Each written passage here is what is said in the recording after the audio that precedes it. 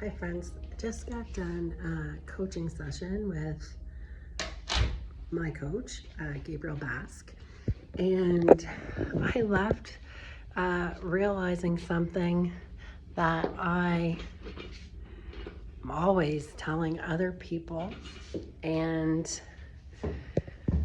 I guess I needed to be reminded myself as we're in the session and he's asking me, how I'm doing with my goals and why I feel inadequate about different things um, that I had shared. Like, for example, sometimes I feel inadequate making calls to our clients because I don't perceive myself as being as successful as they are. And why don't I see myself as being as successful? And then I said, well, I feel like a fraud. Well, why do I feel like a fraud?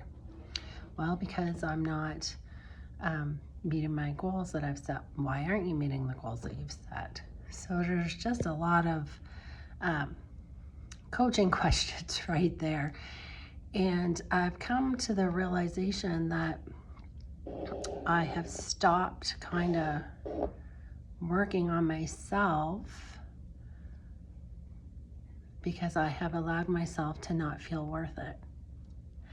I have allowed myself to accept, not anymore, but I was accepting a lie that I'm not worthy, that I don't deserve the life that I'm pursuing, the life that I live, based on somebody else's opinion of me.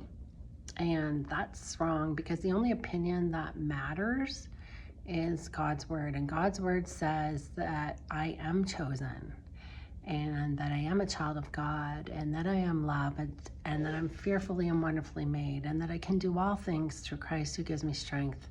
And when we don't repeat those things back to ourselves daily, when I stop declaring who God says I am and I get stunk in a funk of what somebody else is thinking about me based on not the truth, then we start to decline. And it's not always immediate declining. Sometimes it's a gradual, and we just start to relax, and not in a good way.